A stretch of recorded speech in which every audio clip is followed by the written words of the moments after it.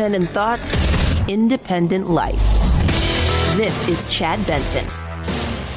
You know, Angela Davis said, when racism exists, it's not enough to say that you're not a racist. You need to be an anti-racist. If you sit by and watch bigotry, attacks on gay and lesbian kids, rise in attacks on Muslims in our country, I mean, if you just sit by and just content yourself with just not being what Donald Trump is, I think in many ways, as King wrote eloquently, the entire letters in Birmingham jail are not, that's not a letter to racists. It's a letter to people, white moderates, who were content to sit down and not find an urgency to meet that hatred with a more activist, radical love.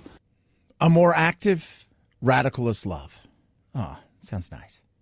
Cory Booker right there. Let me tell you where people miss out, right? They miss out when they're trying to convince people to come to their side, if you will, by threatening them and trying to guilt them. That's what they do. That's the game that both sides play in some way.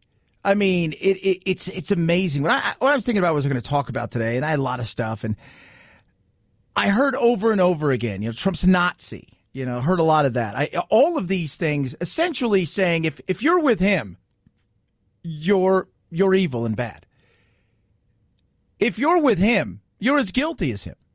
If you're with him, you are a racist, right? You're anti-everything. So the choice is yours. Do you want to be with us, even though you may not agree with anything we have? Or do you want to be a racist, a Nazi?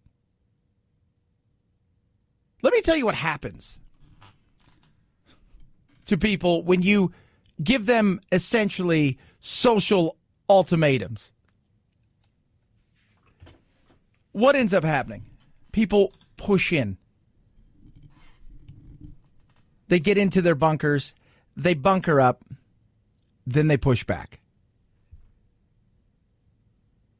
If you're going to beat Trump, figure out how to beat him at a game that he's not playing, that you can play, that you can come up with, that you can control the rules. You can't go on television every day and tell everybody who's voted for Trump that you're evil, bad, and just the worst of society, and then expect them to come to your team. It doesn't work that way. And I'm amazed that they don't see it. I'm amazed that they don't understand it. But they don't. And so they come out over and over and over again and say stuff that you sit back there and you say, okay, wait a minute here. So your whole thing is you're going to continue to say stuff like this, and you're going to shoot it at the people that, look, if you do this, you're bad and evil and wrong. So your choice is do this, come to us, or else you're all those bad things. It's interesting. We keep talking about race. We keep always talking about minorities. It's on white people. It really, really is. You don't get to say he's good for the economy, and they all say stuff like that. No, they don't. This is a man with Nazi tendencies. Well, I'm not going to use the word fascist anymore. So it's on white people. It's on all of these things. We talked about it yesterday. We're selfish. We're selfish. When it comes to voting, when it comes to the way that we live our life and our family, we're selfish. You pay it, the media has a part to play in this big time. They love the kerfuffle that goes on between the squad, Nancy Pelosi, Trump, Schumer, whoever it is. They love it. Right? They could be reporting all day on all of the stuff that's going on in the House and things that are getting actually passed. They could do all of that, but there's nothing in it for them. But along the way, you get to come out and tell everybody, hey, you know what? You voted for Trump. He's divisive. I mean, we have no part in this, right? It's just him, right? AOC and them, they don't say anything wrong. I mean, yes, sure, Ilhan, and Tlaib have been anti-Semitic in the past, but it's, you know what, they have every right to be. It's a joke. You're not going to win that way. If you want to beat Trump, you figure out either how to change the rules in the game that he's playing, which is going to be tough, or invent a new game, come out of nowhere, take a bit of his playbook, and then invent your own rules. Will anybody do that? Based on what I've seen so far? No, they're not. Based on the way that things are going when it comes to the debates and the people that are out there, nah. I don't foresee that anytime soon. It is what it is. If you want to win, you better change your thinking of saying he's a bad guy. The base doesn't care, right? Because you've been saying, and part of the problem is you've been calling him a bad guy since jump. So after a while, it's just falling on deaf ears because nobody cares. Because you've lost credibility in several other areas. While you may have a lot to stand on, you've also lost some credibility. Secondly, demonizing everybody that you think, hey, if we got these voters, we'll win, isn't going to help either. So if I'm a candidate and I'm looking around, I'm saying to myself, I'd have figured something else out. How do I separate all of this over here? Because this is all noise. And I don't know if you can. Because part of the problem is the left has an idea of what it is that they want, even if it can't win, because for them, there's just certain boxes that need to be checked. And I go back to the economy. In the end, the economy stays strong. When we go into that box to vote, we vote selfishly. No matter what anybody says, we will. And if he's been good for the economy, check marks the spot. 323-538-2423 at Chad Benson Show is your Twitter. You can tweet at us. Yesterday, speaking of the debates, they rolled it out. They rolled it out. Can I just say, CNN dragged this thing out they may still be dragging it out. It was hours and hours, it seemed like. They made 30 minutes feel like days and days before they even got to anything. So we've got, well, I don't know if it's I see diversity here, too, by the way, for all the shouts of diversity. Minus Kamala Harris and Cory Booker and Julian Castro, Tulsi Gabbard, Andrew Yang. But, I mean, it's kind of all the same. God, the first night can't get any crackier. So you got Bullock, Delaney, Hickenlooper, Mahook, Tim Ryan, Marianne Williamson, soft talker, Peter Buttigieg, Klobuchar, Beto O'Rourke, Bernie Sanders, Elizabeth Warren. Elizabeth and Bernie are going to battle it out, supposedly. I don't think that's going to really happen. I am delighted. Bernie and I have been friends for a long, long time. We've worked on a lot of issues together. Yeah, 300 years. That's how long they've been friends. Second night, Bennett, de Blasio, Tulsi, Kirsten Gillibrand, Inslee, Cory Booker, Julian Castro, Andrew Yang, Joe Biden, and Kamala Harris. Who's going to dazzle?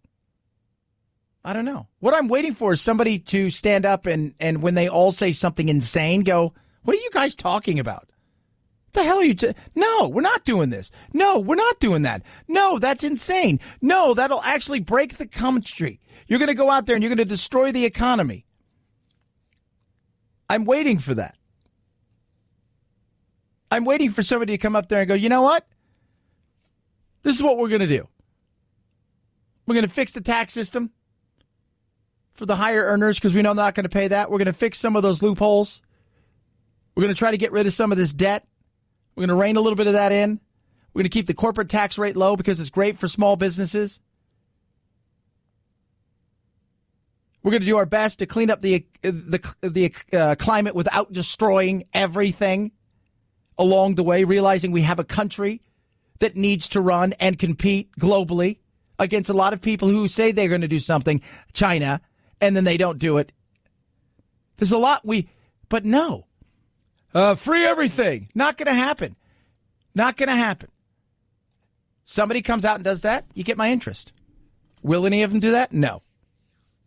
323-538-2423 at Chad Benson Show is your Twitter. You can tweet at us. Love hearing from you. And part of the reason is the same reason that the media tries to guilt all white people who voted into Trump. You better vote over here, otherwise you're all of these things. The left and their base does the same thing. You better raise your hand or else you're a bad person. 323-538-2423 at Chad Benson Show is your Twitter. Tweet at us. Do love hearing from you. I was laughing about the cats thing. You guys have not seen the trailer. I watched the trailer twice today because at first when I saw it, I thought, there's no way. It is, I don't even know how to describe it. Uncomfortably creepy is the best way to describe it. I don't know who's going to go see this and think it's amazing. At some point in time, I feel like we're just, we're throwing things at the screen to see what'll stick because we're like, okay, comic books are great. So why not instead of comic books, we'll go the other direction and we'll go get plays. We'll go get musicals and we'll roll them out. This is one of those things where, sorry, just uncomfortable is the best way to describe it. 323-538-2423 at Chad Benson Show is your Twitter. You can tweet at us. And I'm a fan of cats. I've got my three-legged cat, 3. But this was just a little bridge too far for me. Speaking of animals, every day, thousands of dogs are being euthanized. Same time, we're losing 20 veterans a day to suicide. So when I started working with this organization called Wounded Paw, and I saw what they were doing to save these animals and train them as service dogs, doing something that people said you just couldn't do. You got to get them at puppies. No, they were showing what these animals can do. And then getting them to our first responders, our veterans and their families, I was sold. I was absolutely sold. But they need your help, right? It's expensive to train these dogs. You want to get them trained in a right way. It ain't cheap. But they make a difference. And they go so far in a person's life who's struggling with so many things. You can donate at woundedpawproject.org. Or better yet, you can say to yourself, Chad, you know what? I could give you some cash, but I got a car. I'm not using it. Love for you guys to take it. I was going to trade it in, but you know what? I'd rather this help that. And the tax-deductible gift doesn't suck either. You want to donate a vehicle? You want to give cash? Simple and easy. Go to woundedpawproject.org. woundedpawproject.org or call 844-678-4PAW. That's 844-678-4729. You'll be saving a paw to save a life. woundedpawproject.org. It's the Chad Benson Show.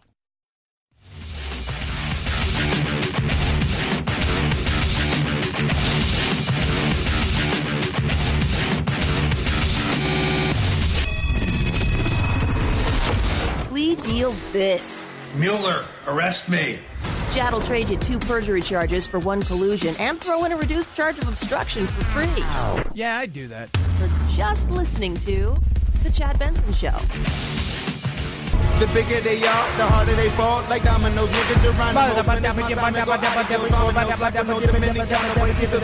We're plotting those, dealing with life in its highs and lows. I'm just living like I'm supposed. I guess it's called living shit. I'm on my live alone, die alone. Oh, yeah. Little ASAP Rocky right there. Now, if you don't know who he is a rapper. And I want to describe this for you.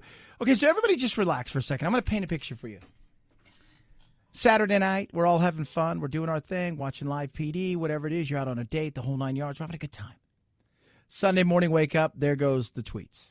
Oh, the controversy. Oh, Lord, Lordy, the controversy. Monday, more controversy. The squad meets. They have the big thing. The battle still continues. They condemn Trump. Racist, evil, bigoted, xenophobe. All of that stuff, right? It's all day. Wednesday, send her back chant. Thursday, more of the same. Nazi, evil, vile, blah, blah, blah, blah, blah, blah. Friday, Trump is efforting to do something for a rapper who happens to be African American, who happens to be in jail in Sweden. So we start with the tweets and the racism, and we end with Trump and his administration already have done stuff for ASAP Rocky, to the point where he called Mike Pompeo and said, you need to look into this and see if we can help out. I personally don't know ASAP Rocky, but I can tell you that he has tremendous support from the African-American community in this country. And when I say African-American, I think I can really say from everybody in this country, because we're all one. I have been called by so many people asking me to help ASAP Rocky. Actually, the one who knew about ASAP Rocky was our First Lady, right? And she was telling me about, can you help ASAP Rocky? So just, again, let's recap this. Starts with racist tweets. Then the battle begins with the squad, gets condemned on the House floor, right? They took a vote for that. Then the chant comes out, send her back. More controversy the next day, followed by the Friday that ends with Trump trying to help an African-American, a black guy, essentially, an American, out of a pickle for assault in Sweden, and told Mike Pompeo to get on it. They've moved him to a better cell because apparently he was in a cell by himself. They didn't let him have an attorney. The State Department's been there. Or you follow? I can't follow along. I said earlier, if an alien walked out of Area 51 at this moment in time, it wouldn't be as weird as this stuff. 323-538-2423 at Chad Benson Show is your Twitter. You can tweet at us. By the way, one thing that we should be talking about that we're not talking about is the debt ceiling. And it's, again, he even touched on it a bit today. That's a sacred element of our country. They can't use the debt ceiling to negotiate. But, that's what's going on. And by the way, both parties have raised it. And it looks like we could be on our way again to another raise. And remember what it's about. It's about paying off debt that we've already budgeted for, but we need to borrow some more money from ourselves, essentially. 323-538-2423 at Chad Benson Show's your Twitter. Chad Benson Show.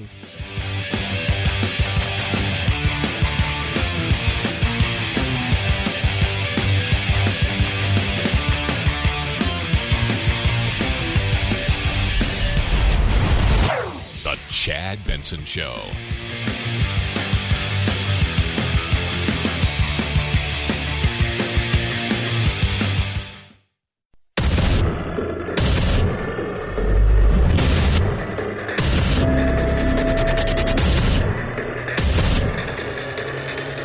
Independent thoughts, independent life.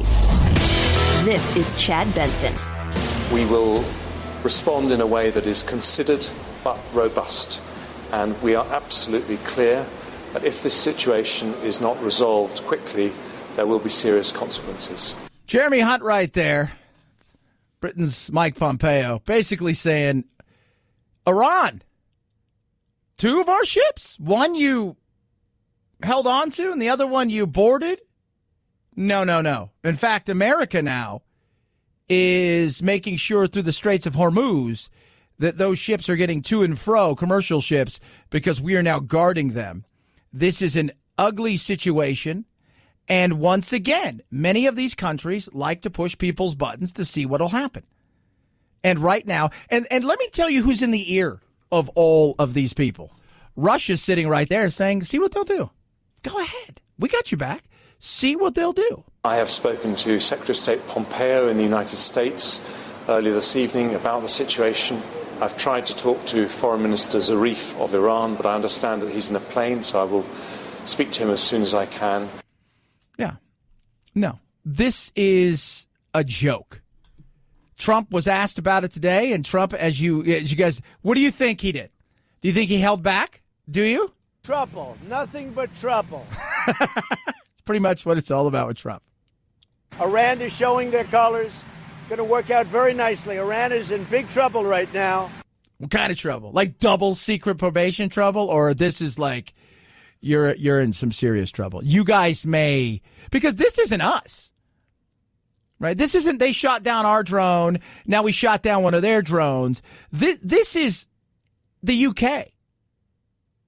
This is a situation where, remember, they're all still in that little pact together, that nuclear deal. Let's remember that. And this could potentially be a very ugly ugly, ugly situation. This is completely unacceptable. Freedom of navigation. Yeah, freedom of navigation. Not so much. Not so much. We're not looking at military options. We're looking at a diplomatic way to resolve the situation. But we are very clear that it must be resolved. Yeah, do you guys get what we're saying here? Do you understand? Let me tell you about this, all right? Hold on. If you don't give us back our ship, we're going to come over there because we're well-armed and we're going to knock you out. Do you understand what I'm trying to tell you right now? Don't you wish there was somebody like that? Because when you listen to Jeremy Hunt, he's very, oh, yes, hello. Freedom of navigation in the Gulf is absolutely essential. If that freedom of navigation is restricted, Iran is the biggest loser. And so it is in their interest to resolve this situation as quickly as possible. Like, don't you wish he'd come out and he's like, no, let me tell you something. All right, you guys understand what I'm trying to say? Go a little Jason Statham on him. I don't know what you guys are doing, but you better stop it.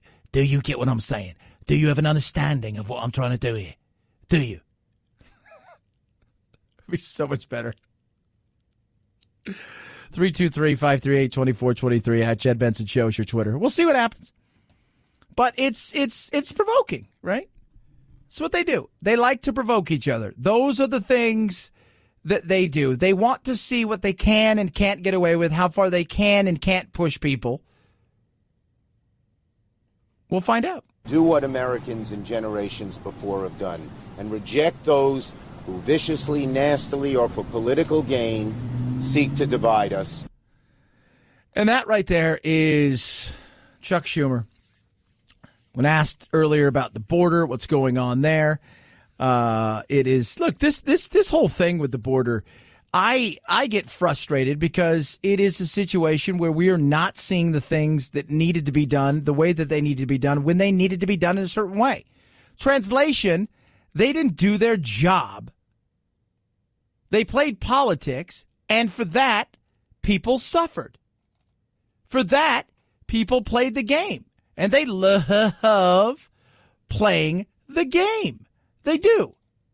And the thing that I think bothers me the most is that when I see the pictures and I hear the testimony, and by the way, I'm going down there myself, and I'd love for you to accompany me because I want us to see the same things. I can tell you that I'm at a point where I begin to wonder whether there is an empathy deficit. An empathy deficit. Elijah Cummings there, talking about Keelan, whatever the hell his name is. I always screw it up. And that was one of many when they're questioning, do you think there's an empathy deficit? You know, all these pictures I see. And then Jim Jordan put up another bunch of pictures. And, you know, with Border Patrol agents, helping little kids, holding little kids, doing little things, saying, is that empathy or is that not empathy? They don't want to answer that. And then Jim Jordan went on just a tirade of, hey, Kevin, you came on in here. You asked for a bunch of money. Did you get it? Nope. Would it have helped? Absolutely. Hey, Kevin, do you think that them holding off money, playing politics, caused a lot of this? Yep. Elijah Cummings, get your ass down there. I've been to pretty much every border stop that is a hot spot. I've been in San Diego, right? I've been down there. I've been to Yuma twice. I've been to McAllen. I have been to Tucson. I mean, get yourself there. Do it. 100%. Get yourself. See for yourself. And then talk to the people. What I love is, well, I'm going to ask them what they need. I'm going to ask them what they want. And then they tell you, hey, we'd like to get this whole amnesty thing, not amnesty, but asylum thing sorted out. What else do you need? well, we need this, and we need more money for beds, and we need all of these kind of things, and we need more help that is going to be more administrational and those kind of things. But it's a concentration camp, right? Whatever they can find, they can make it political. And both sides use the politics game. Don't tell me. I know that for sure. The Republicans have for a long time. Everybody uses it.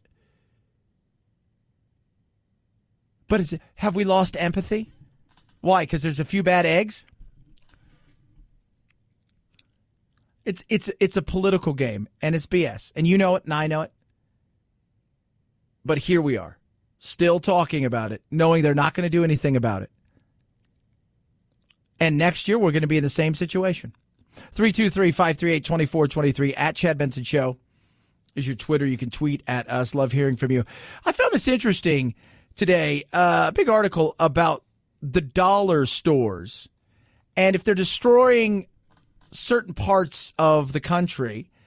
And in this rough economy, dollar stores are booming. They can come here and get the item for $1 when they can go to a competitor and get it for $2 and $3. Normally they're going to come here to save the money. Yeah, because we live in a world where who wouldn't save money?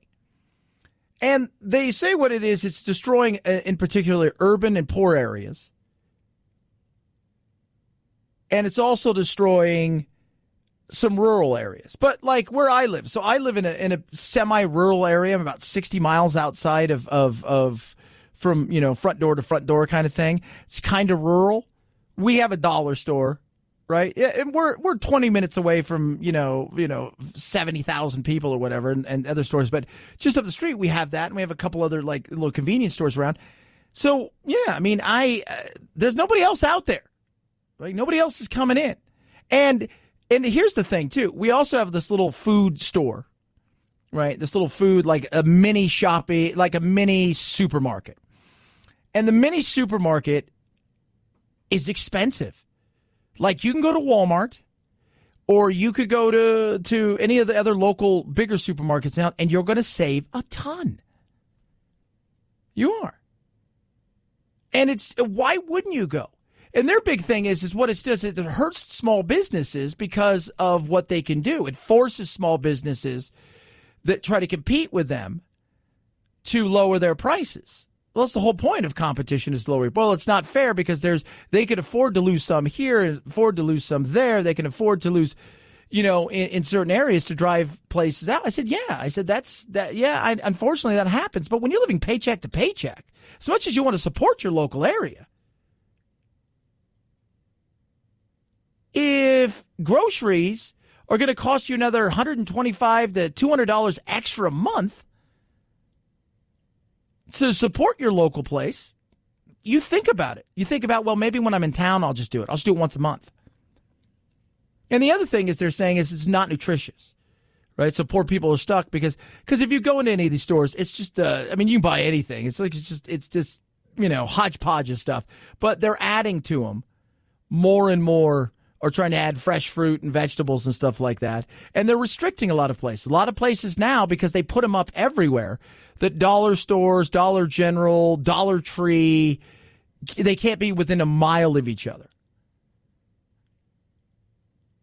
But I find that weird because it goes back to, once again, an economic thing.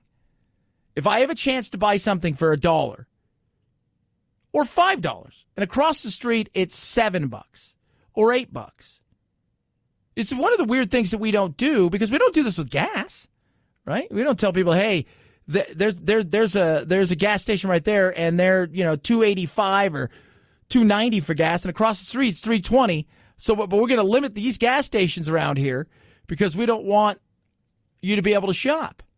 Well, Chad, we vote with our pocketbook in everything, and that includes price. 323-538-2423 at Chad Benson Show is your Twitter.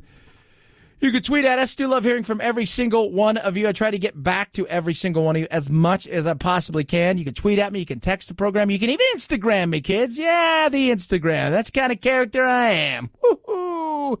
All right, MyPillow. I love MyPillow. I love sleeping on MyPillow. I've had my MyPillow for a while.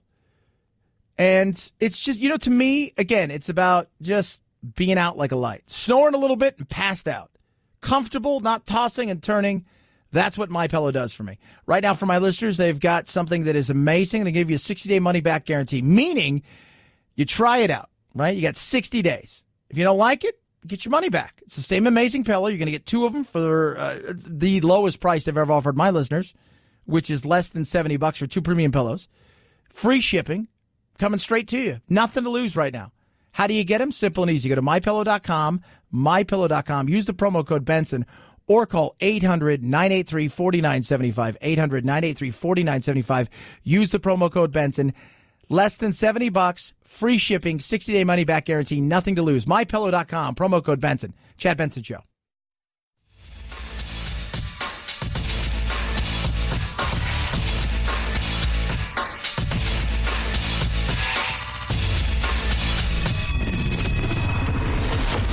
The Chad Benson Show, where we reach across the aisle and occasionally poke someone in the eye. Researchers at Harvard Medical School say they've developed a computer algorithm that can determine long-term risk of death in a split second by looking at just one chest x-ray. The software made up of 50,000 x-rays of patients who later died, along with x-rays of healthy people. Scientists say the artificial intelligence can predict the risk of death over the next 12 years with great accuracy. Still just a concept, but researchers say it could likely become a preventative tool in the near future. So I'm still trying to figure out.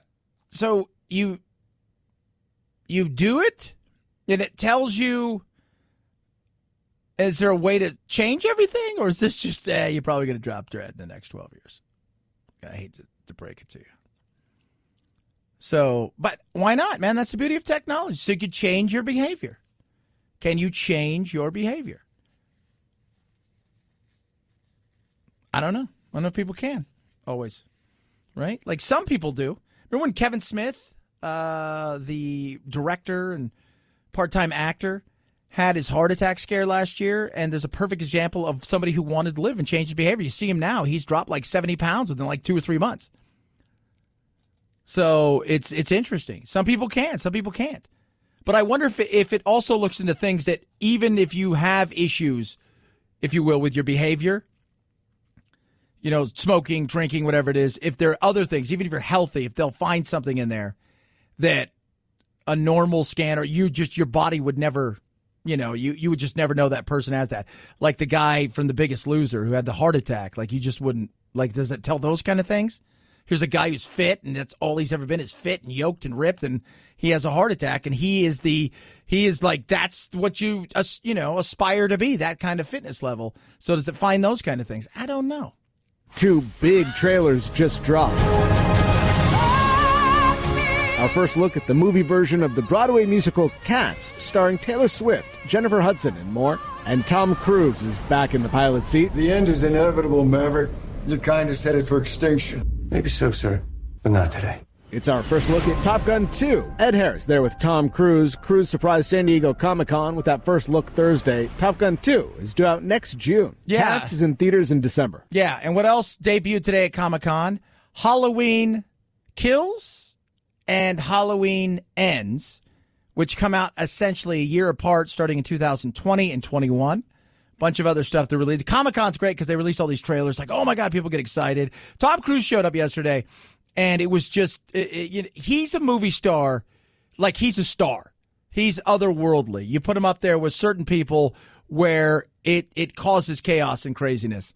So we'll see. But that Cats thing, if you've not seen it, it is creepy. So I don't know if it's supposed to be a horror movie, but it feels a little scurry.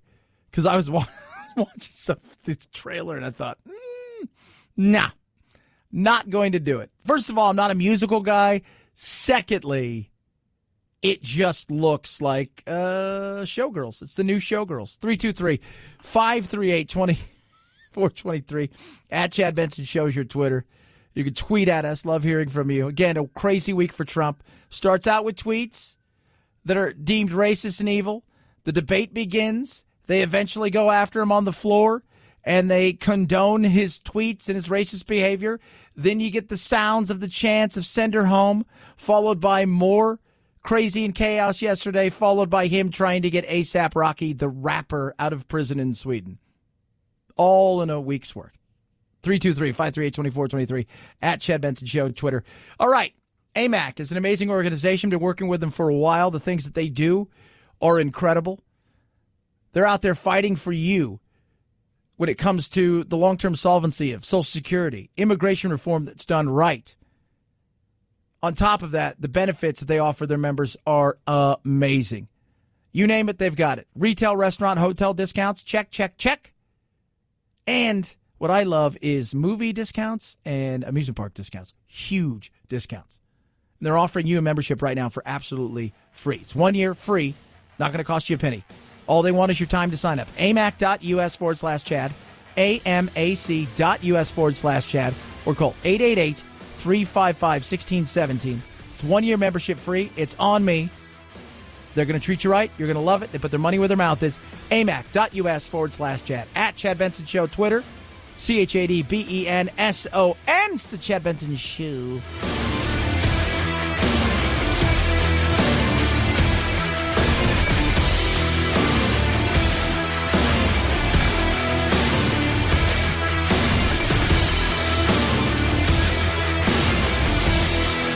This is the Chad Benson Show.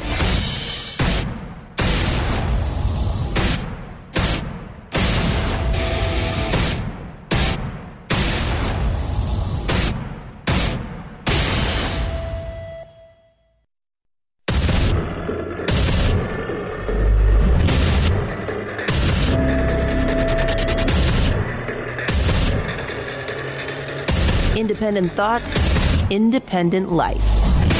This is Chad Benson. Politics is everywhere. Doesn't matter. I think if you're going to run a successful organization, you're going to have people that are out there. I don't care if it's sports or entertainment or whatever. You're going to talk about politics. And in a day and age where it's okay to do that, right? I don't know if Muhammad Ali would be Muhammad Ali that we know and love, that the icon he became, if he was in today's world, because everybody wants their piece of an opportunity to say something, and they're not afraid to do it. Right? Ali was somebody who was a disruptor, right? But when everybody's trying to be the quote-unquote disruptor, at some point in time, you're just like, it's everybody's everywhere. But at the same time, if you're going to run a business, you've also got to understand who's your audience. Who are the customers that you're trying to appeal to? And who are the customers that are watching? Over the last 6-8 months, ESPN has tried to make it so you don't talk about politics, because they went extremely left, very MSNBC ESPN, and in doing so, they were losing big share in audience. People got sick and tired of it. They did. They got sick and tired of the entire thing. They wanted to tune in to watch highlights, not politics. They wanted to tune in to hear about, hey, should Case Keenum be the starting quarterback, or should they do this?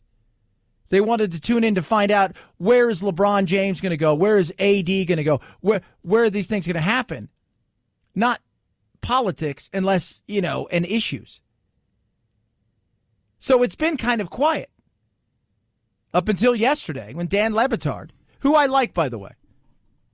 I like Dan Le Batard. I don't have to agree with him in some of his politics, but I like him. He entertains me, him and Stu Gatz. Went off on the whole political rant and the night before and the chanting. What happened last night, this felt un-American, what happened last night, okay?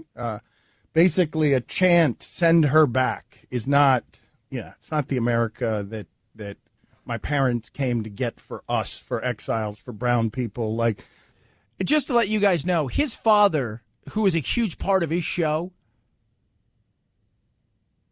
they escaped Cuba. They escaped all the bad stuff, and they came here. So, and I was telling producer Phil, it is often weird when you see people who are Cuban, younger generation, Like, they don't talk to their parents like, hey, why'd you guys leave? Well, because of this. And then they go to colleges and they say, well, that sounds pretty good. Yeah, no, it's not all it's cracked up to be. I'm sorry, Dan, continue. There's a racial division in this country that's being instigated by the president, and we here at ESPN haven't had the stomach for that fight because Jamel did some things on Twitter, and you saw what happened after that. And then here, all of a sudden, nobody talks politics on anything unless we can use one of these sports figures as a meat shield in the most cowardly possible way to discuss these subjects. Yeah. And he's right. To a certain extent, he's right. You know, Popovich and some of these other people, they talk about it, and so you can bring it up. But he's right. But there's a reason for that. Because people don't want to hear that with certain things, right? Like, you know, sometimes you just want to watch sports for sports' sakes. You just want to go see a movie for movie's sake. You want to do some of these things just because you want to do them, and you want to be able, like, when I go to movies, the movies I go to, I like they're 90 minutes, 2 hours. They're funny. You know, I'm not into the thought provoking. I'm in thought provoking all day. I read hundreds of articles a day. I talk to a bunch of people all over the place. I deal with a lot. I don't want that. I want an escape. And when you take that escape and you move it away from people, and you take the thing that is their hobby or their love or their passion, and you make it uber political, you start to lose audience. And in the end, your paycheck is what? Is based on that, right? If you don't have share, if you don't have audience, you don't have people watching you, your rates go down. Eventually, that big fat contract, and I'm sure he's making several $1 million a year. I wouldn't be surprised. They're probably paying $4 or $5 million a year plus. I'm sure he's doing okay. But, and I don't mind every once in a while mixing the two. I got zero problems with it. I think you can do that. But you also have to know your audience. And that problem was, while the athletes tend to be a little bit more liberal, minus golf and hockey, very white sports, the audience tends to be a bit more conservative. So there's your audience, and there's that, you juxtapose the positions of liberal, the athletes, in a lot of ways, you know, social justice and things like that, to where you go over here where the people that are paying to watch everybody play, that love the game, this, that, and the other, they tend to be the exact opposite. They tend to be a little bit more conservative. So it's weird. But he went off, and he went off on ESPN, which I thought was rather interesting. But what happened last night at this rally is deeply offensive, done by the president of our country. And this tweet from Nick Wright, if you're listening to people chant, send her back, about a Somali refugee who serves in Congress. Nick Wright writes, I don't talk politics on here, but this isn't political. This is obvious. This is abhorrent, obviously racist, dangerous rhetoric, and not calling it out makes you complicit. No, it doesn't. It doesn't make you complicit, right? There's a lot of things I don't call out on people just because you could spend your entire day calling people out on stuff. One of the other things that happens is much like we talked about, where everybody kind of knows where they stand. But, like, when you choose a side politically,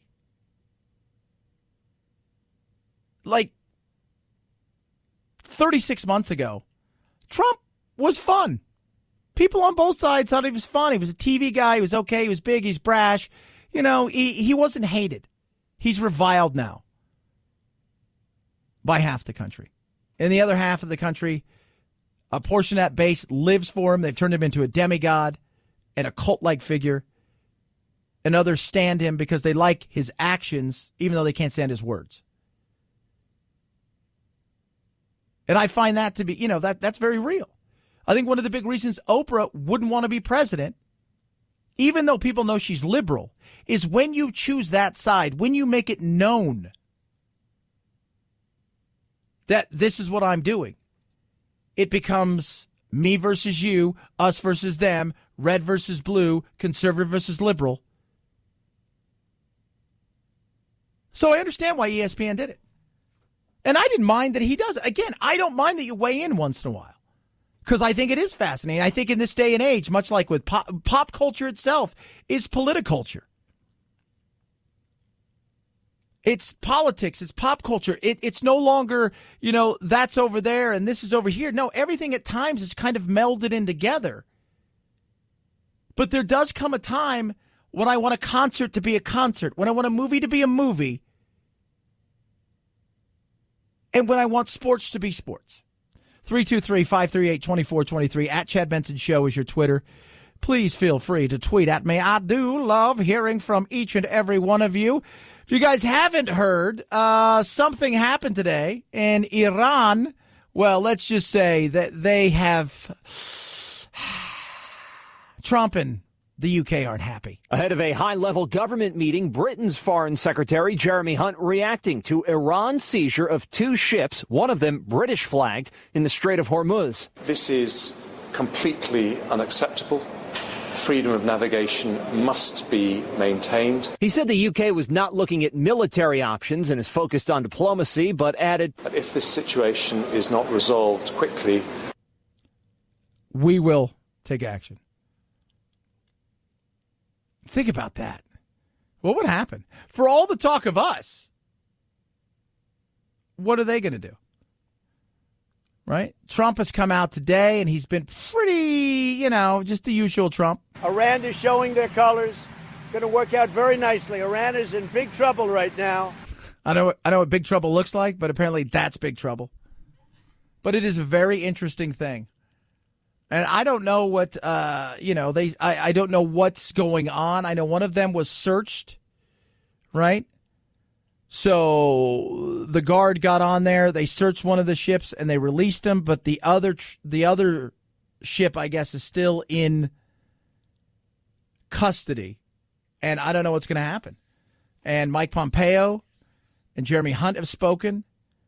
And we'll see what takes place in the near future. I often wonder who's always behind some of these things. It's like, who else is whispering in the ears? And here's something else. For all the talks of Iran, of China and all of these things about, Russia and who's going to do what and blah, blah, blah, blah, blah. For all the talks about, them getting into our world of the debate politically, but on top of that, into our elections. My question is, who's next? Because if I'm Iran and if I'm China, I'm doing everything I can to beat Trump. Because whoever's coming in next is going to do the things that the former guy did, old sheriff did.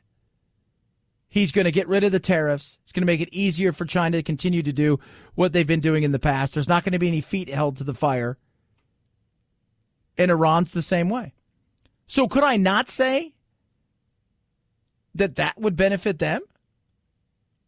I think it's a very fair question. 323-538-2423 at Chad Benson Show. That's your Twitter, kids. Love hearing from every single one of you. Your teeth, you want them to look good. That's where Candid comes in. Custom clear aligners. Less than 65% of what you would pay if you got adult braces. I say adult braces because that just sounds silly, right? Because it is. You don't need to. Less than 6 months with Candid, you'll have brighter, whiter, straighter teeth. You're never going to have to go to an orthodontist office. They have orthodontists who are licensed in your state who are going to do a full plan and workup on you. They're going to send you a 3D plan. Again, you're never going into an orthodontist office. You're going to see it. You're going to be like, whoa. Then the custom liners are going to start to arrive, and away you go. By Christmas, straighter, whiter, brighter teeth are waiting for you. Boom. And again, 65% less than adult braces. My listeners, you're going to save big with Candid. All you have to do is use my code. It's simple and easy. You're one step away from getting straighter, brighter, whiter teeth. Here's my dedicated link. Go to it now. CandidCo.com/Benson. CandidCo.com/Benson. CandidCo.com/Benson. It's the Chad Benson Show.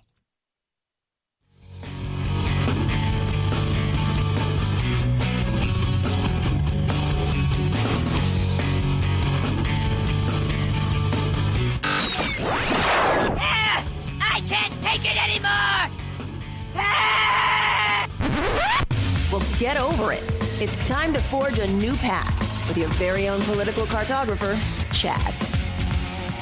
I'm unhappy with the fact that a congresswoman can hate our country. I'm unhappy with the fact that a congresswoman can say anti-Semitic things.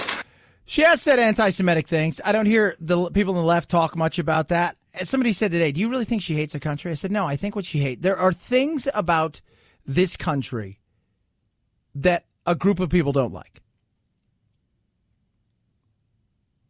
And she happens to be one of them.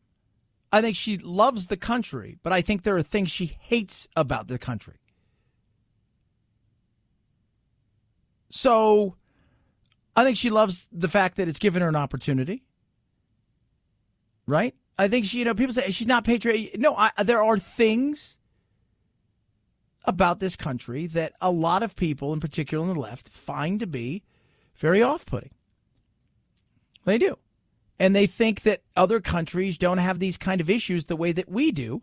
The beauty of it is everybody does, right? There's no perfection, kids. There is none. So, no, I don't think she hates the country. But I think she definitely would like to change a lot of it. I think she fundamentally would like to change a lot of this country. Which takes away from a lot of why people want to come here and the greatness of it. You can't even say that anymore. I said that the other day, and they're like, well, that's because you're racist. And I'm like, you can't win. When somebody's going to just say you're racist, like there's no winning. You can't win. You can't even have an argument or a conversation or a debate. You throw up your hands and say, I'm out. We're not talking. Nuts. 323-538-2423 at Chad Benson Show is your Twitter. So next Wednesday, the battle will be on when the Democrats and the Republicans have a chance to grill the mighty Mueller. That's what I'm calling him now, the mighty Mueller. So he looks a lot more like Herman Munster than the mighty Mueller, but we're going to go with, I like Herman Munster. Herman Mueller. Oh, so Herman Mueller's going to be up there, right? As Herman Mueller would do. And they've been having mock Q&A sessions. They've been practicing, the Democrats. The Democrats want the gotcha moment. And the big gotcha moment question they're going to be looking for is, if he was a normal, everyday person, would you have proceeded with obstruction of justice? So they could say, ha-ha! I think what he's going to say is, it's in my report. And I can't answer that question. And I think the thing he's going to say is, I can't answer that question because I knew I couldn't even look into something like that. So I just never did. I couldn't say one way or another. And then he knows and that's if he answers any of these things. And then he knows, I'm sure in their mock things, they're like, yes, and he totally did it. And it's, oh, God, he's the worst. So that'll be really interesting to see how that plays itself out. I don't know if it'll play itself out as well as they think. I think it's going to be a lot of nothing because Mueller doesn't seem to be the guy that's going to let a lot slip. The Republicans are going to come at him saying, should there ever have been an investigation? How did we come upon this? Why are you and why was the FBI and others investigating at the time a presidential candidate? They're going to ask some serious questions. And I don't know if he's going to give in. I think he's too smart for them, but we'll see. 323-538-2423 at Chad Benson Show is your Twitter. Feel free to tweet at me and Instagram the show. Do it all, kids. It's the Chad Benson Show.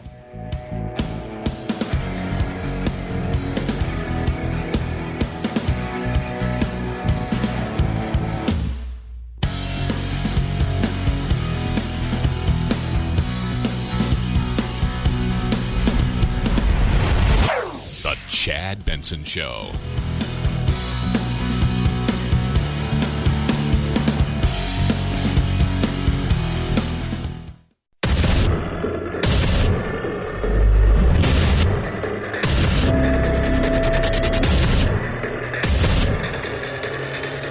Independent thoughts, independent life. This is Chad Benson. I think the president put millions of Americans in danger last night. His rhetoric is endangering lots of people. This is not just about threats to individual members of Congress, but it is about creating a volatile environment in this country through violent rhetoric that puts anyone like Ilhan, anyone who believes in the rights of all people. Why does nobody ask her, okay, explain to us, you said millions of people's lives are in danger and jeopardy. Who are these millions of people? And when you say it, ask the question after that is, and how is their life in jeopardy? How is their life in jeopardy? Well, he's a Nazi. So he's rounding him up, taking him to concentration camps because you think just because people voted for him that they'll stand by and allow that to happen.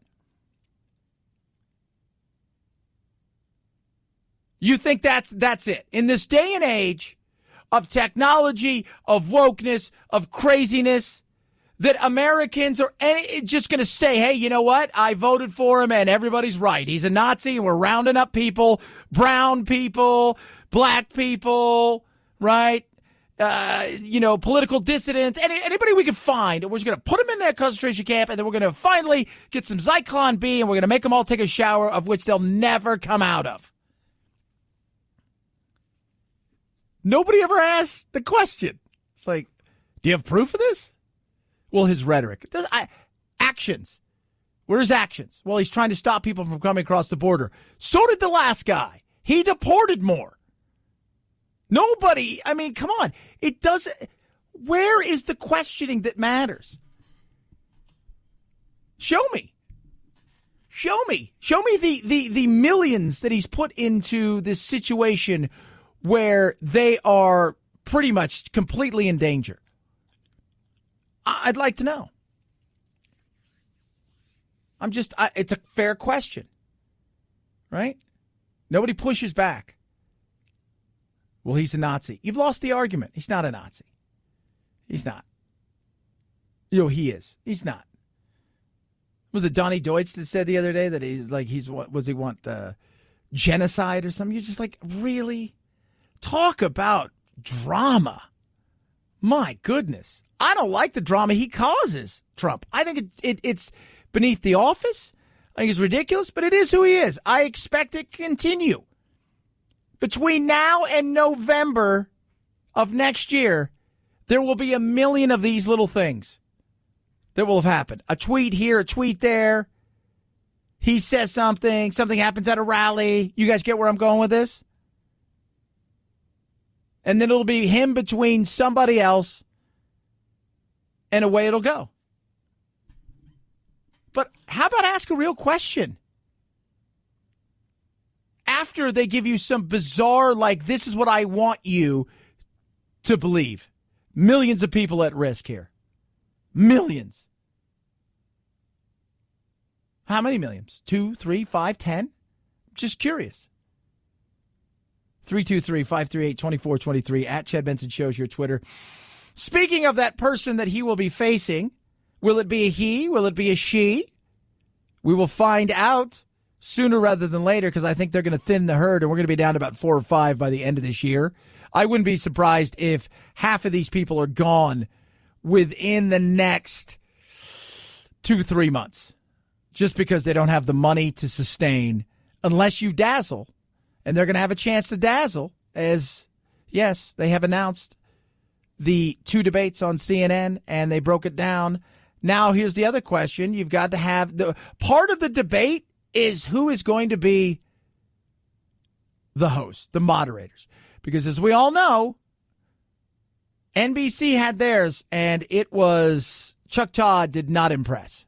But on the first night, you have 2 progressive champions that I think are going to push the rest of the field that is offering moderate, more centrist positions to be bolder. Be bolder. How about be sane? How about stop pandering? How about come out with a real plan that makes sense? Right? You got Warren and Sanders the first night. Everybody else, Buttigieg is there. Everybody else is nothing. You've got Marianne Williams that's interesting. Beto O'Rourke that's on life support. He'll probably apologize for even being there. The second night, you've got the rematch of Biden versus Kamala Harris. Outside of that, it's a nothing. But who's going to come out and make sense? Who's going to come out and say when they, I'm giving free education to everybody. I'm getting free this. I'm getting free that. And then turn to them and go, tell me how that works. Tell me how all that free education works. Because you're talking about $40 trillion for Medicare for all. So we're going to tax, but you know that's not going to be really the price tag. So you're going to tax everybody from top to bottom. Then you're going to reach a little bit deeper because now you want to give not only that, you're going to give free education away. So let's talk about that tax. So we're adding up here, kids. So tell me how it all works out. Tell me how that works out. Well, you got to understand, it's the 1%. We're going to take every dollar from the 1% we could possibly get. And then what happens if you run out of money? Tell me. Wish a politician would look in the camera and go, I'm not going to fix your problems. I'm going to put ideas out there and hopefully find some solutions for big things that are jeopardizing, our well-being right now, and have put a real crimp into us as a nation, like fixing immigration in a smart way, like looking at taxes and how we're going to have to raise some taxes to pay down some of this debt because both sides have spent like drunken sailors. But I'm not going to promise you I'm going to fix your problems because that's not going to happen. That's on you. My thing is, can I give you a clear enough runway for you to fly on your own? But nobody's going to do that. They're all going to be, we'll raise our hands. We'll give you anything you ever wanted. That'll be great. No, it's silly. It's silly.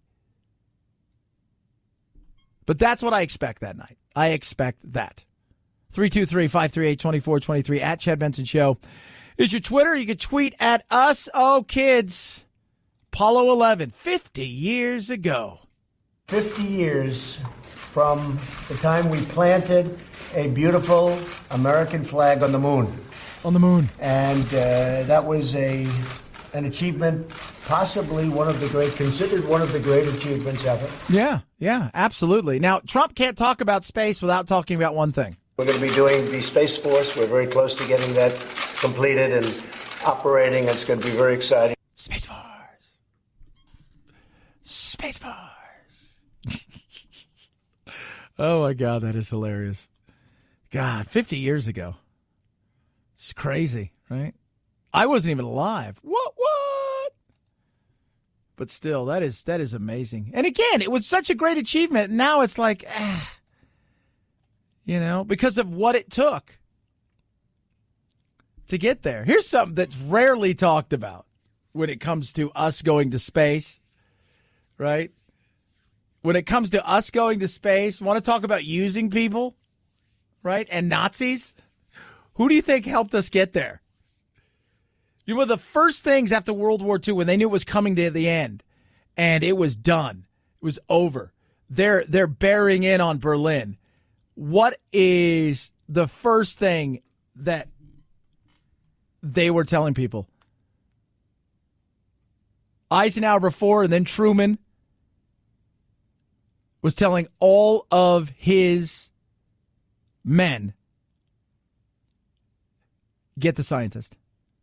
Capture the scientist. Get the scientist.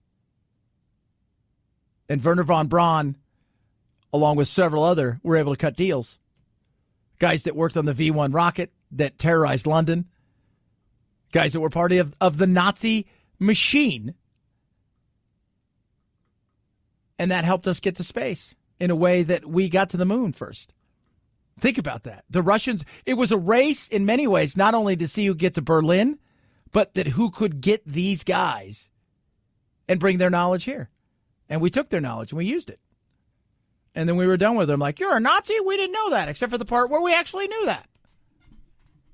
323-538-2423 at Chad Benson Show is your Twitter.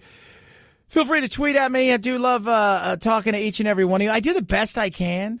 It's tough sometimes to get back to everybody, but I do try to do the best I can to interact with you. Gender. Is there any place for gender in society today? Berkeley is moving toward eliminating gender-specific language from the municipal code. Under a recently passed ordinance in Berkeley, several commonly used terms would be changed. For example, manholes would become maintenance holes. So that's a maintenance hole, right? We're not done yet, though. So we're getting manholes or maintenance holes. Here's my thing. I'm a male, and then there's a female. Should that person just be a fee? Oh, I never thought of that. A sorority or fraternity would be referred to as a collegiate Greek system residence.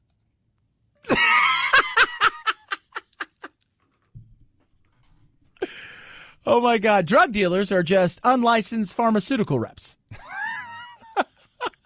Here's my favorite. And pregnant women would be called pregnant employees.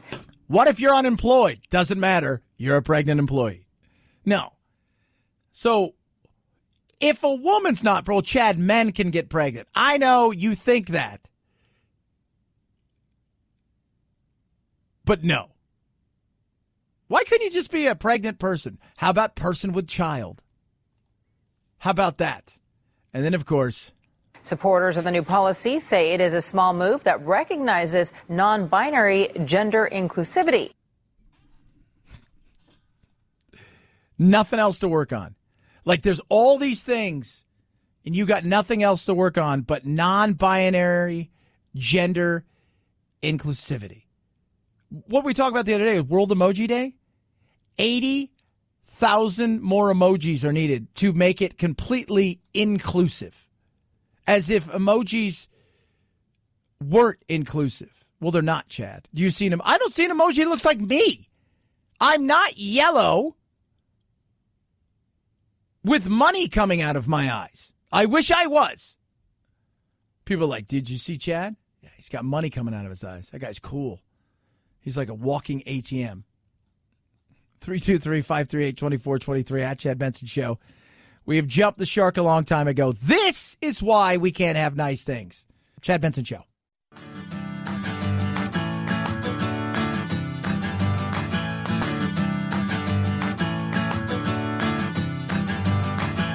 Running with scissors sounds great compared to this. Say what? I don't want anybody to actually get hurt with this. It was just, it started out as just from a pure stroke of imagination. It's just meant to be funny. I want to do something cool out there now that we have a bunch of people, but I don't want anybody to get hurt. That's Matty Roberts, the guy who came up with the whole idea to storm Area 51. And he was really scared, and we talked a bit about that the other day, how kooky he is. But people are coming out who have been to Area 51 and who've kind of surveilled it and see what you can do. And what they say is they know when you're there. They come out. If you're in certain areas where you can get to, they have watchtowers and snipers, and they watch you constantly and never take their eyes off of you, which is crazy. But if you want to storm some stuff, that's not the only base that you could think about storming. Right next to Area 51 is Area 6. Not too far away. What do they do in Area 6? Those are questions. They got Area 25. Not too far, both in Nevada. Supposedly Area 6 is a top-secret airbase. It was spotted on Google Earth in 2016. It's 20 miles northeast of Area 51. 6 nuclear tests and 4 detonations have been completed at Area 6, according to the United States Department of Energy. Area 25, a little bit different. Area 25 is kind of interesting, actually, because this is kind of where we do some of our sneaky stuff, apparently. Right, so we test rocket engines used by nuclear bombs. It's not too far from 51 and 6. And they've got a couple other things that have happened there as well. Do some test flying and things of that nature. We've got an unnamed base in Saudi Arabia. What happens there? It's a deep remote airstrip, a strip in the middle of the Saudi desert. Secretive base. They say there's Predators and Raptor drones there. It's pretty interesting. We've got Dugway Proving Ground, and that is in Utah. So if we're thinking about storming some stuff, they say we have biological and chemical weapons there. We test those. So if you want to get busy and try some stuff, You could try a couple other places. Pine Gap, Australia, out in the middle of godforsaken nowhere. It is the Australian version of Area 51, founded in 1970, right in the heart of the Cold War. 400 American families moved there, settled in Alice Springs. It's very interesting what goes on there.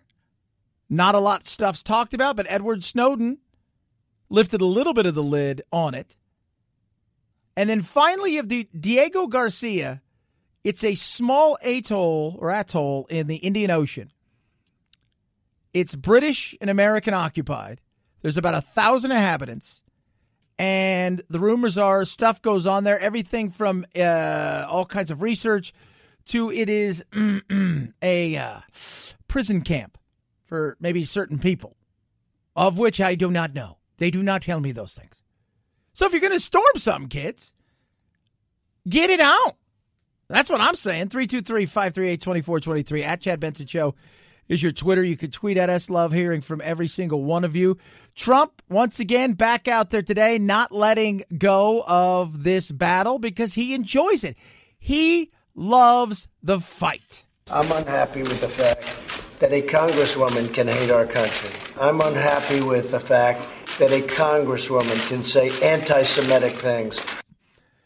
I think it's fair to I don't think she hates the country. I think there's a certain aspect of a lot of progressives that hate what they think this country stands for, how this country was built. Do I think she hates this country? No. Do I believe that she has some animosity for certain aspects of this country? Absolutely. I believe that 110%. I believe that she does. And there's this thing today that says, here's a challenge. It's apparently the new Trump challenge, which I didn't know he had new, where you go and say what he said about going back to where they came from at work. And I said, I do that all the time. I got a couple of people I work with who are nonstop bitching, whining, and moaning inside of the building that I'm in about how awful sometimes some of these places are that they've worked. And my thing is, go back to where you're from then, if you don't want to be here.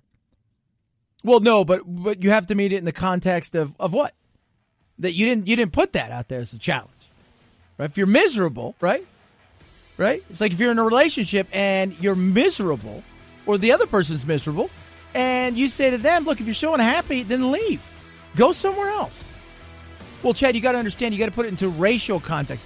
So that's what you're doing. Because if you want to read race into anything, you absolutely, positively can. 323-538-2423 at Chad Benson Show is your Twitter. You can tweet at us. Check out thechadshow.com. That is our place where you can get the podcast, listen live to the stream. You can also check out the Instagram as well. It is the Chad Benson Show. This is the Chad Benson Show.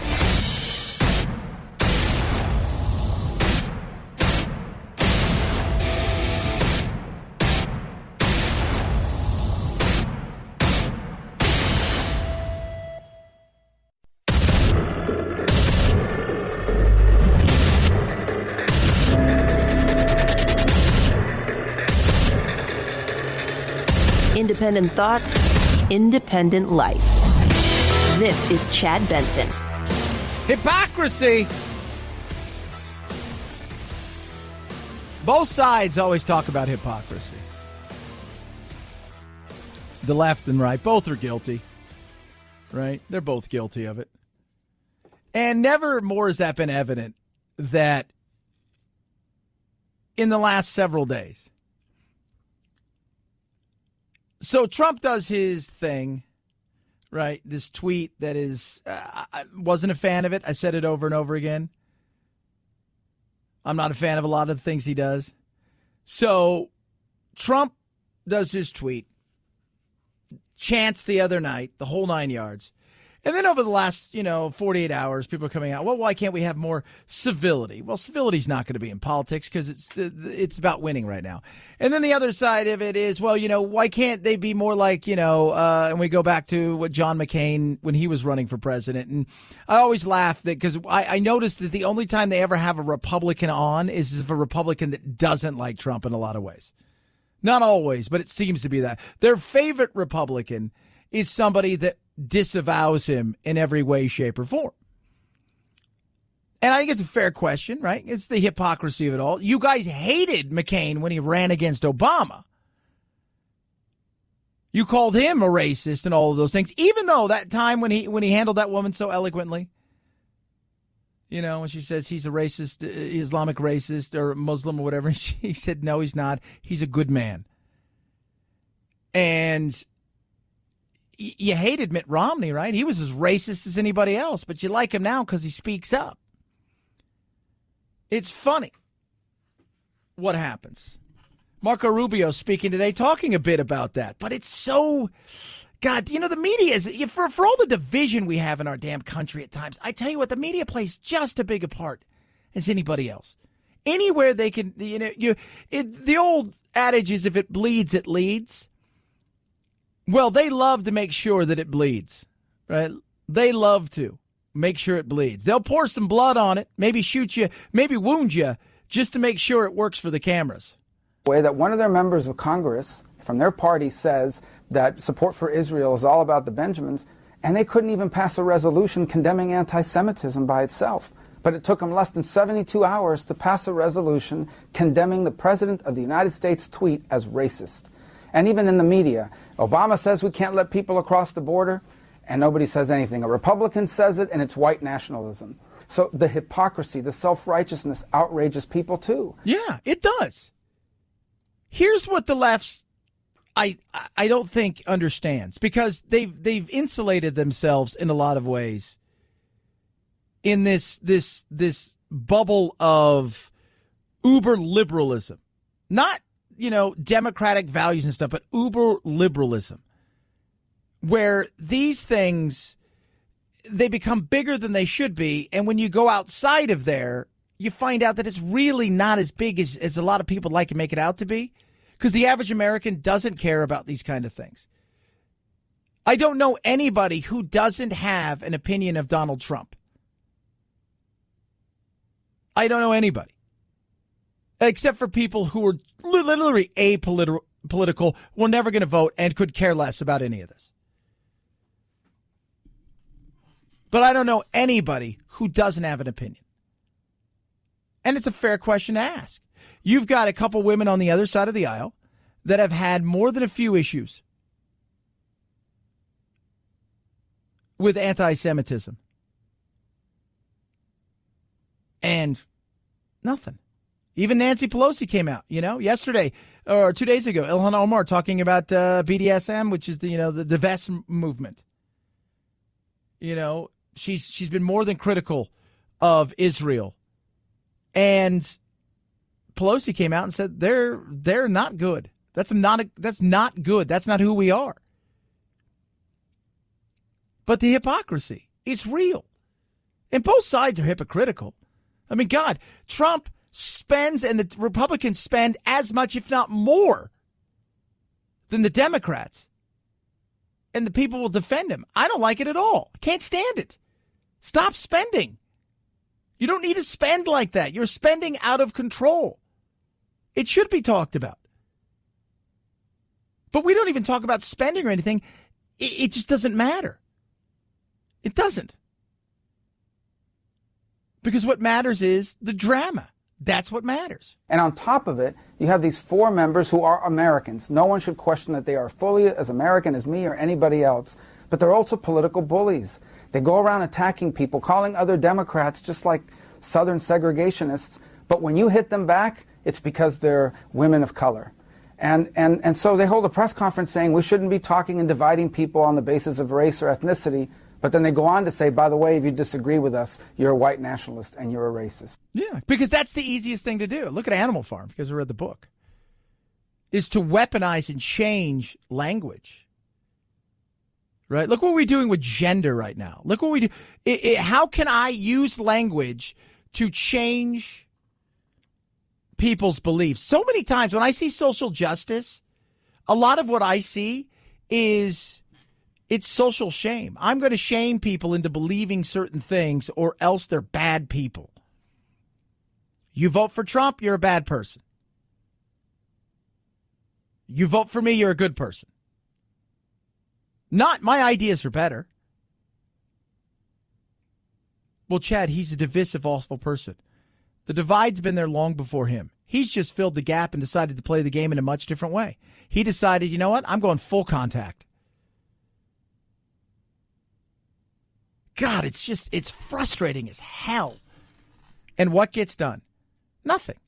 Nothing gets done. And it will continue to be the way. All this talk of immigration and all of these kind of things, nobody cares. We're not paying attention to that. We got other things to think about. We got other things to do. Did you hear what Trump said? Did you hear what Trump... This is the funny thing. Did you hear what Trump tweeted? Well, if it's that important, shouldn't I have read it? No, because we made it a bigger deal than it probably should have been. And we're going to make it out to be something even bigger. And we're going to drag it on. That's just it. I mean, but we also have to look at the day and age that we live in. A piece of candy. Ooh, a new squirrel. Ooh, this. We change fast. Right? I was joking the other day, and sure enough, I saw a meme. For 24 hours, we were going to attack Area 51, and then along came a face app, and that was the new thing. We are like children inside of their old toy box. Picky. We don't want to throw anything away at times, but at the same time, we don't want anybody else to play with it. Ooh, that's mine. Oh, I don't really want it. 323-538-2423 at Chad Benson Show is your Twitter. You can tweet at us. Love hearing from all of you. Please feel free to tweet at me. Americans relocating. Would we? New survey says yes. But hold on, we're not just talking about out of the country. It seems more Americans would rather pack up and move. In this new survey by ImproveNet, it found that 70% of Americans age 18 to 76 want to relocate. It applies to people in both rural and urban areas. About 20% of people say they wouldn't move far, though. They say they'd be happy about 10 miles away from where they live now. Most people don't move far away from home. I've been very fortunate that I've lived all over, and I've got zero problems doing that. A lot of my friends who I grew up with, they live within 10, 15 minutes of where they grew up. And that's kind of, but I've been super fortunate to travel, lived in Europe off and on for a decade. I don't live anywhere near my house now. I love new places and new things. And it's everybody wants to move somewhere else. But it's like, I only want to go kind of somewhere else where I thrive and love moving to new places. I think it's great. I love it. I remember when I'm from, over to Europe, and it was amazing. And I was in Texas for a long time, and I loved that. Then I was in, when I moved to Sacramento, I love that. I mean, I like to have roots, but I don't fear it. I think, as a younger generation, I think you'll see that more in the movement side of things. Partly because, again, we're moving to more urban areas, away from the rural, into the bigger cities and things of that nature, because that's where everything is. And we're going to be concentrated in several parts of the country because opportunity's coming, at least now. That's where we're headed. Who knows what we'll look like in the future, but that's kind of it. 323-538-2423 at Chad Benson Show is your Twitter. Tweet at us. Airplanes, I'm flying next week. There's a new design for those middle seaters. Hey, getting stuck in the middle seat on an airplane? Problem solved. Check out this new design. It moves the middle seat back a few inches. It makes it 3 to 5 inches wider than a standard seat. So the staggered seating means everyone gets to spread out a little bit more. Also, no more elbow wars. The CEO of the company says it will be used by 2 airlines starting next April, with one of them based in North America. Which one? Well, that still remains a mystery. Yeah, so I saw it. It's really interesting. So you got the 2 regular seats, and it's kind of like, like a stadium seating. You're down a little bit lower, and even the armrest have a different area where you can put your arms to relax. It looks great, right? Like everything is as great as it's going to get on a tube, 35,000 feet in the air. It looks awesome. But, the thought is, how much is this going to cost, right? How much is, maybe they thought too, man, we're going to roll this out. Boeing's really interested in it. And then Boeing's going to lose about $6 billion, they say this thing's going to cost them right now. With all of the redoing everything, the money they're paying out, This is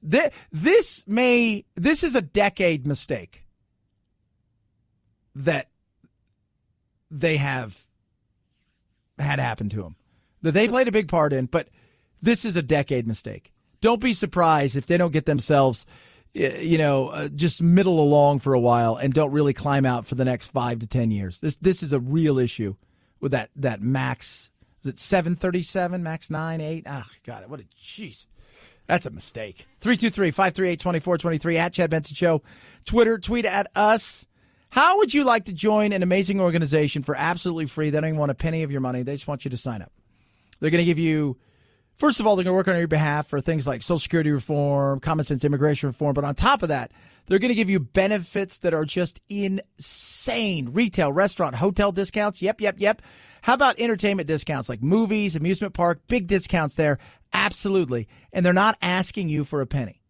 They just want you to sign up. It is so simple. It is so easy. Right now is your chance. All you have to do is go to amac.us/Chad. You sign up for free. See the things they're doing for you, both in D.C. and the benefits they give you. You will be absolutely knocked on your butt. Try it now. amac.us/Chad. Or call 888-355-1617. That's 888-355-1617. It's a year membership, absolutely free. amac.us/Chad. It's the Chad Benson Show.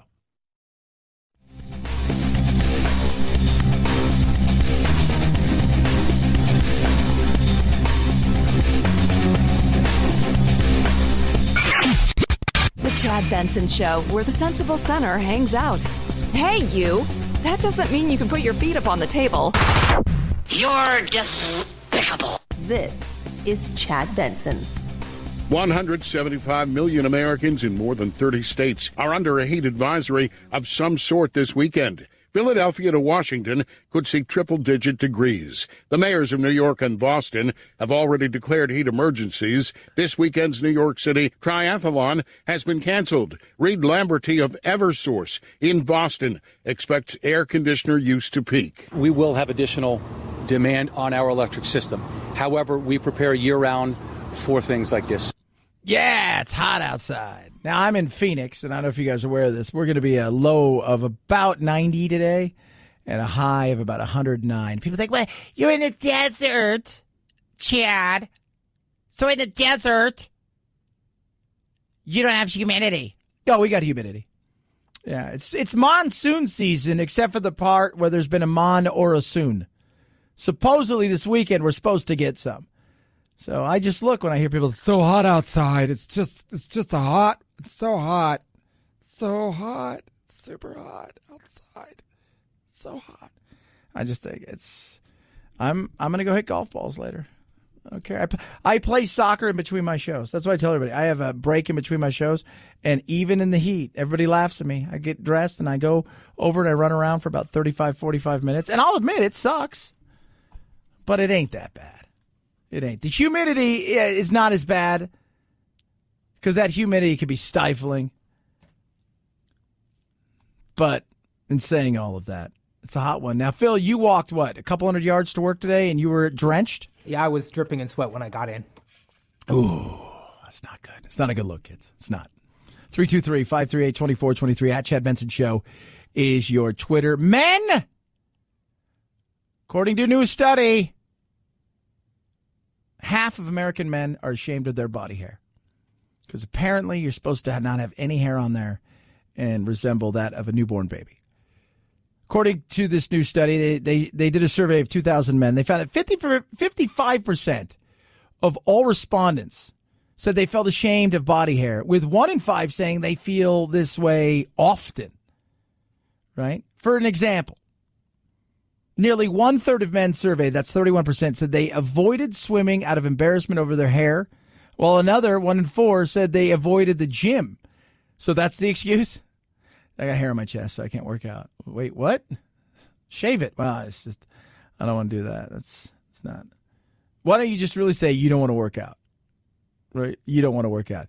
While the average man was found to shave every 7 days, according to the results, that doesn't mean they say they're on top of their grooming routine.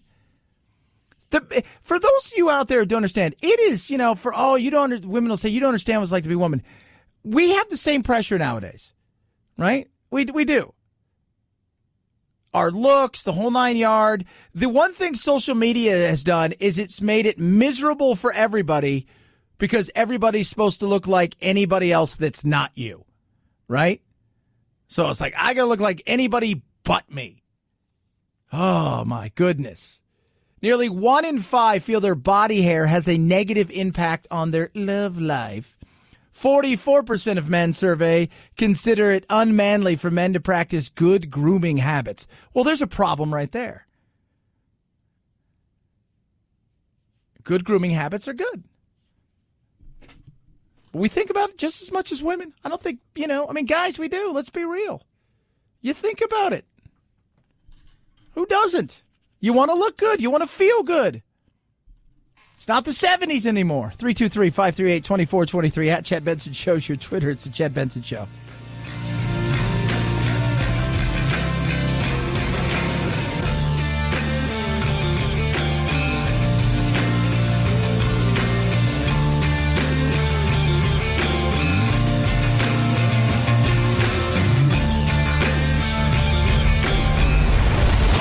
The Chad Benson Show.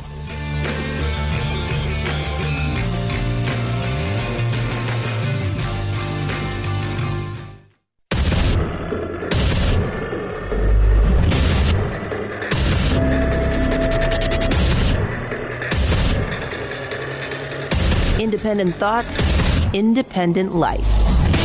This is Chad Benson.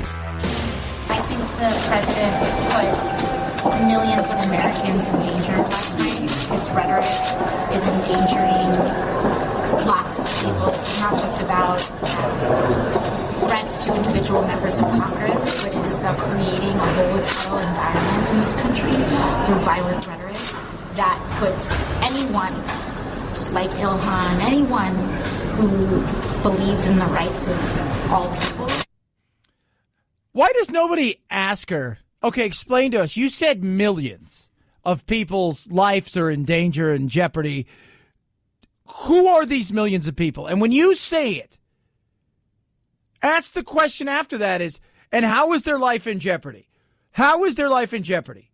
Well, he's a Nazi. So he's rounding him up, taking him to concentration camps because you think just because people voted for him that they'll stand by and allow that to happen. You think that's it. In this day and age of technology, of wokeness, of craziness, that Americans are just going to say, hey, you know what? I voted for him and everybody's right. He's a Nazi and we're rounding up people, brown people, black people, right? Political dissidents, anybody we can find. We're just going to put them in that concentration camp and then we're going to finally get some Zyklon B and we're going to make them all take a shower of which they'll never come out of. Nobody ever asked the question. It's like, do you have proof of this? Well, his rhetoric. Actions. Where's actions? Well, he's trying to stop people from coming across the border. So did the last guy. He deported more. Nobody, come on. It doesn't. Where is the questioning that matters? Show me. Show me the millions that he's put into this situation where they are pretty much completely in danger. I'd like to know. It's a fair question, right? Nobody pushes back. Well, he's a Nazi. You've lost the argument. He's not a Nazi. He's not. He is. He's not. Was it Donnie Deutsch that said the other day that he want genocide or something? You're just like, really? Talk about drama. My goodness. I don't like the drama he causes, Trump. I think it's beneath the office. I think it's ridiculous, but it is who he is. I expect it to continue. Between now and November of next year, there will be 1 million of these little things that will have happened. A tweet here, a tweet there. He says something happens at a rally. You guys get where I'm going with this? And then it'll be him between somebody else, and away it'll go. But how about ask a real question? after they give you some bizarre, like, this is what I want you to believe. Millions of people at risk here. Millions. How many millions? 2, 3, 5, 10? Just curious. 323-538-2423 at Chad Benson Show's your Twitter. Speaking of that person that he will be facing, will it be a he? Will it be a she? We will find out sooner rather than later, because I think they're going to thin the herd, and we're going to be down to about 4 or 5 by the end of this year. I wouldn't be surprised if half of these people are gone within the next 2-3 months, just because they don't have the money to sustain unless you dazzle. And they're going to have a chance to dazzle, as, yes, they have announced the 2 debates on CNN, and they broke it down. Now, here's the other question. You've got to have the part of the debate is who is going to be the host, the moderators. Because as we all know, NBC had theirs, and it was Chuck Todd did not impress. But on the first night, you have 2 progressive champions that I think are going to push the rest of the field that is offering moderate, more centrist positions to be bolder. Be bolder. How about be sane? How about stop pandering? How about come out with a real plan that makes sense? Right? You got Warren and Sanders the first night. Everybody else, Buttigieg is there. Everybody else is nothing. You've got Marianne Williams that's interesting. Beto O'Rourke that's on life support. He'll probably apologize for even being there. The second night, you've got the rematch of Biden versus Kamala Harris. Outside of that, it's a nothing. But who's going to come out and make sense? Who's going to come out and say when I'm giving free education to everybody. I'm getting free this. I'm getting free that. And then turn to him and go, tell me how that works. Tell me how all that free education works. Because you're talking about $40 trillion for Medicare for all. So we're going to tax, but you know that's not going to be really the price tag.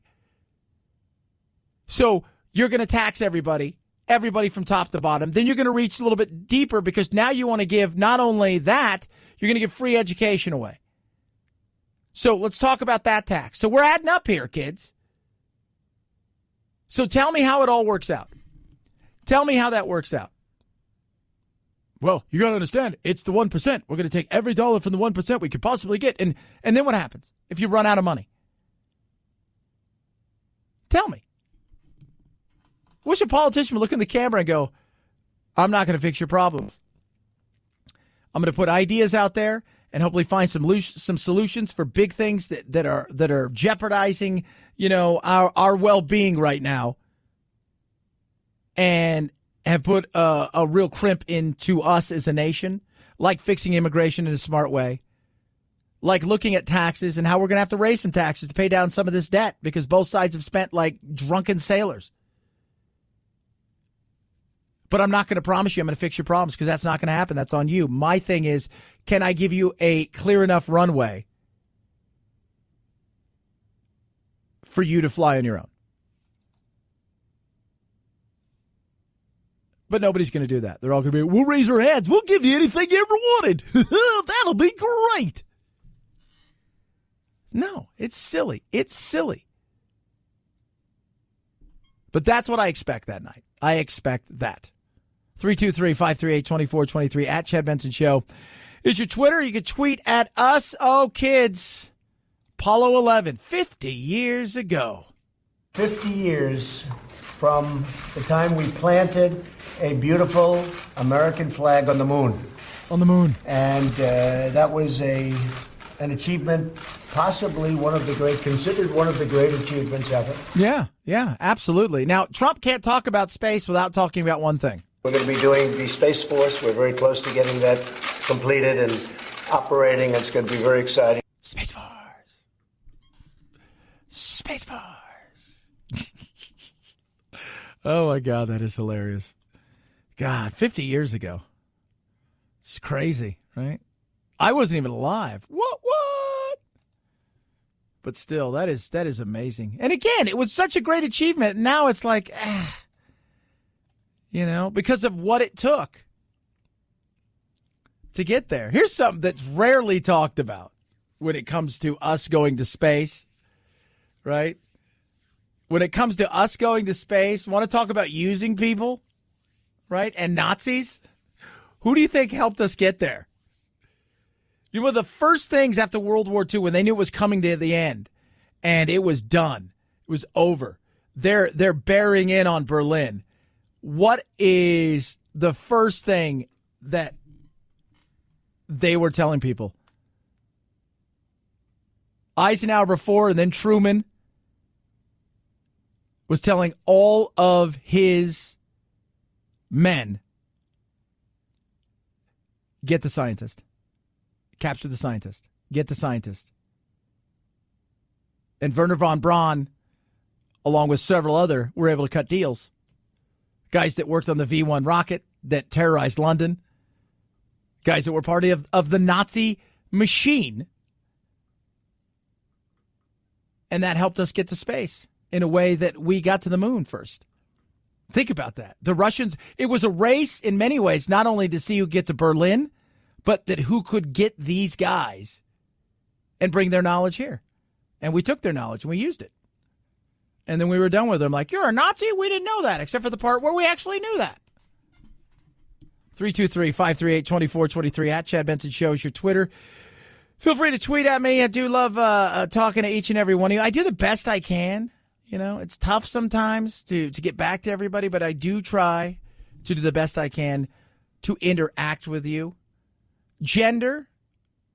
Is there any place for gender in society today? Berkeley is moving toward eliminating gender-specific language from the municipal code. Under a recently passed ordinance in Berkeley, several commonly used terms would be changed. For example, manholes would become maintenance holes. So that's a maintenance hole, right? We're not done yet, though. So we're getting manholes or maintenance holes. Here's my thing. I'm a male, and then there's a female. Should that person just be a fee? Oh, I never thought of that. A sorority or fraternity would be referred to as a collegiate Greek system residence.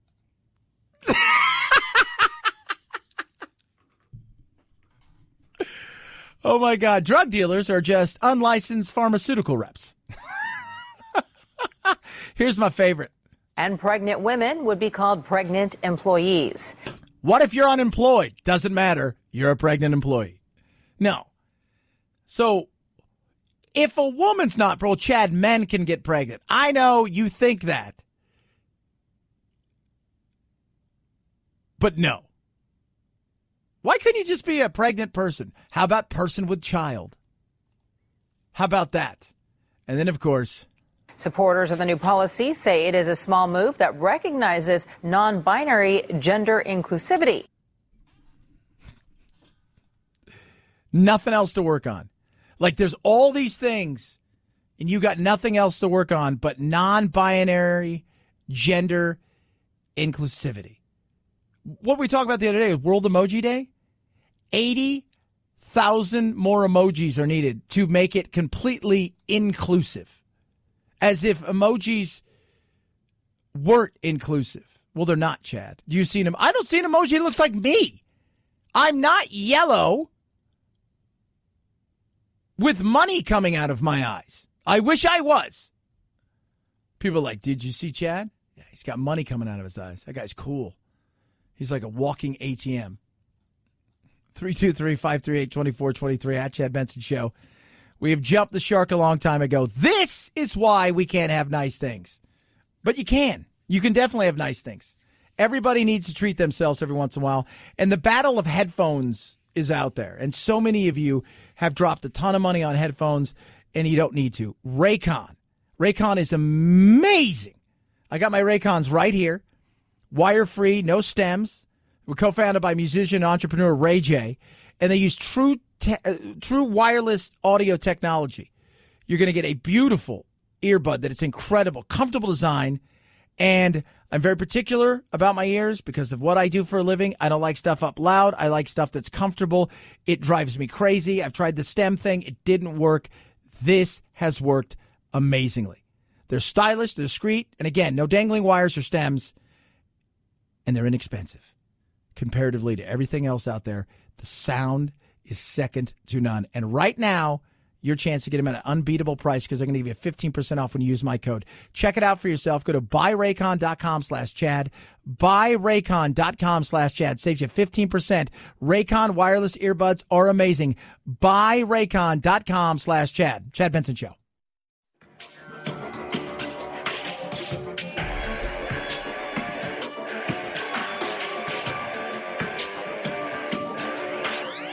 Warning, no snowflake zone.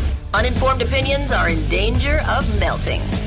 The Chad Benson Show. It's just the way it is. Just father time and some procedures I've had over the times. Just the way it's going to be. As I said, one of the reasons why I'm playing less tournaments this year is that I can hopefully prolong my career and be out here for a little bit longer. You listen to that right there, and I hear a guy that realizes that the Masters that he won this year was maybe his last hurrah. That the years and years of playing golf, Tiger Woods, I think he knows, Father Time's undefeated. I love Tom Brady. And as good as we are getting with technology and with all of the other things, Father Time wins. And even now, you prolong your career. You may be even better today than you were when you started in some ways. The problem is everybody else is so much better. I was watching today on, I go out and I play soccer, still I run around. I'm watching this kid that all the European soccer teams, this American kid, want. He's 10. At my best, his skills are 100 times better. And a lot of that's coaching and the things. The coaching he's getting, they're showing the coaching he's getting. We never got any of that, which is a totally, it's a different world. But his skills for 10. I watched the game the other night, a professional game the other night. They had a couple 16-year-olds who came on. They're youth team players. They're so much better than everybody's better prepared. So it's not even that you're just getting older. It's that everybody's getting bigger, faster, stronger, better. And it was good to turn back the clock. And I'm glad he won. But bigger, faster, stronger, it's what happens. 323-538-2423 at Chad Benson Show. Here's your Twitter. You can tweet at us. Next week, of course, the Mueller report will drop. I don't know. Not drop, but it'll drop in live action, if you will.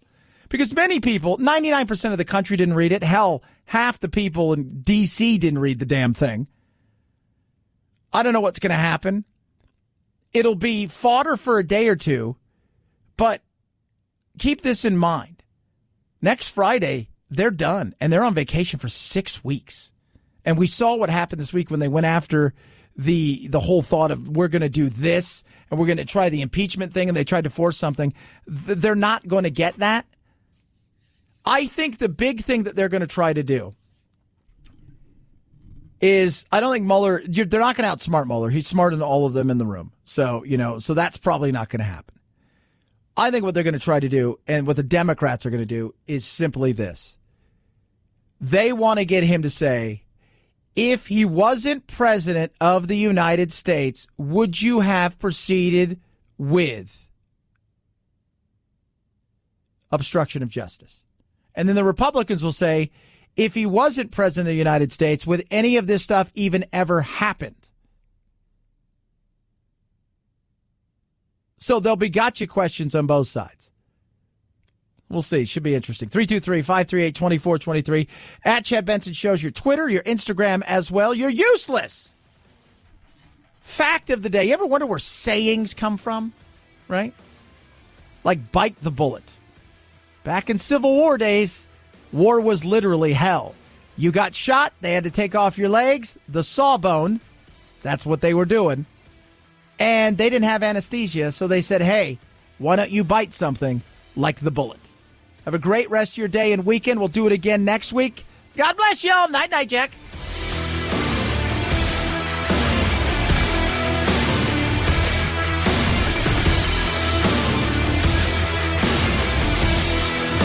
This is The Chad Benson Show.